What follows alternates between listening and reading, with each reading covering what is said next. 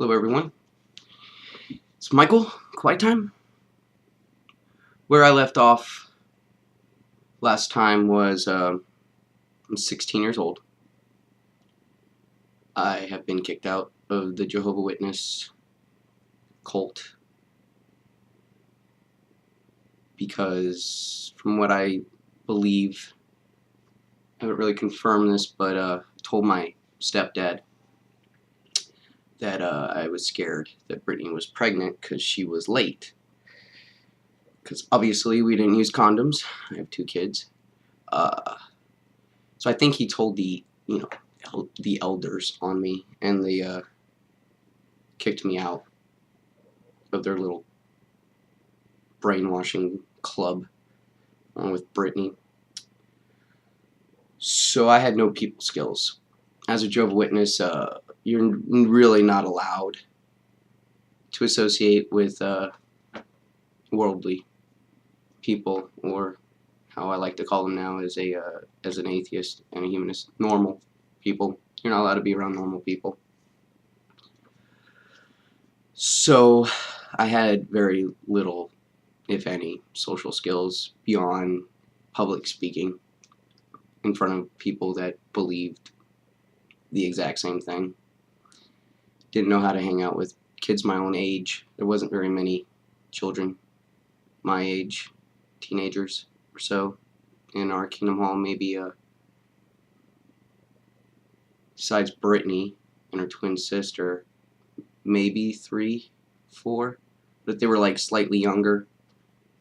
Even in the Jehovah Witness thing, I was an outcast.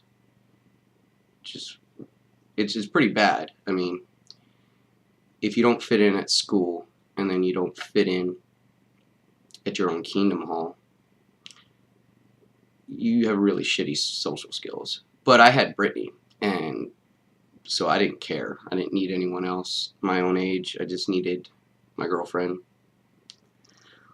But I went a little nuts, man.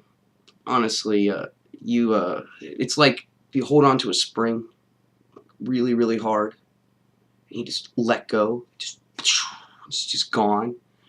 That's what happens when you suppress anger, and you suppress swearing, and you suppress experimenting, and you suppress watching, violent TV shows and movies and reading books with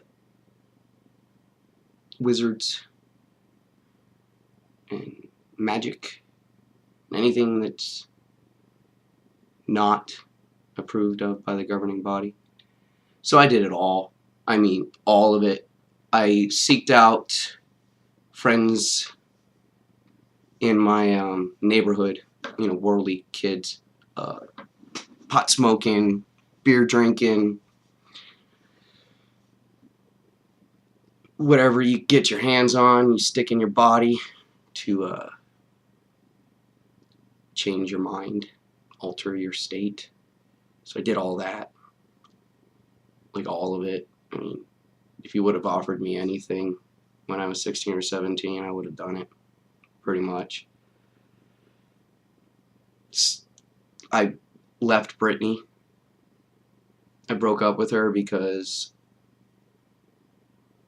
I knew I was about to go completely evil, and I was about to do everything, and I didn't want her to be bad like I was being, I guess. So I dumped her, broke her little heart, and I sought out these kids, these other teenagers, and they got me in a little bit of trouble. Not anything like legal trouble or anything. Nothing really too bad, but started watching every single R-rated movie since 1980 or so. Went on a little R-rated movie binge. Watched porn for the first time, which is not easy on a 56K modem, because I'm that old. When I started the internet, I was 12. I had a 2.4 baud modem. If you don't know what that is, Google it, and you'll laugh. It's that funny. It was slow. It was slow. It translates to a quarter of a kilobyte per second transfer rate. That's how old I am. That's how long I've been using computers. Actually, I used computers before the internet when it was text-based, but that's DOS. All you young butts, you probably don't even know what DOS is, or autoexecute.bat, or config sys, or REM in front of your lines of, like, I'm old. So,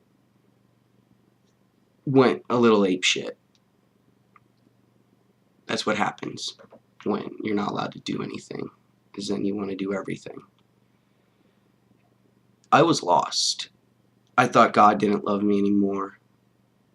The Jehovah's Witnesses don't believe in hell, so I thought that I was just gonna die and not exist. Which is what I think now. It's crazy. But it's scary, I mean, when you think that you could go to heaven, but now I'm not necessarily going to go to hell, but not going to be able to go to super fancy Candyland bubblegums and bubblegum gumdrops, butterflies, and rainbow world. But I was scared. I was mad. I was confused, and I was really sad that I fell out of favor with God, because I honestly believed that without the Jehovah's Witness, that I didn't have God. So that's what I did for years. I don't know. When I was about 19, so we're talking like 3 years later, I ended up getting back with Brittany, and we ended up moving to Pennsylvania. And we moved in with her mother, but we went and saw her gay twin sister the first day we were there, because they're twins, and, you know, kind of want to see my twin I haven't seen in like 4 years. So we got kicked out, like literally on the street, homeless, within 24 hours of being told we had a place to live. We didn't.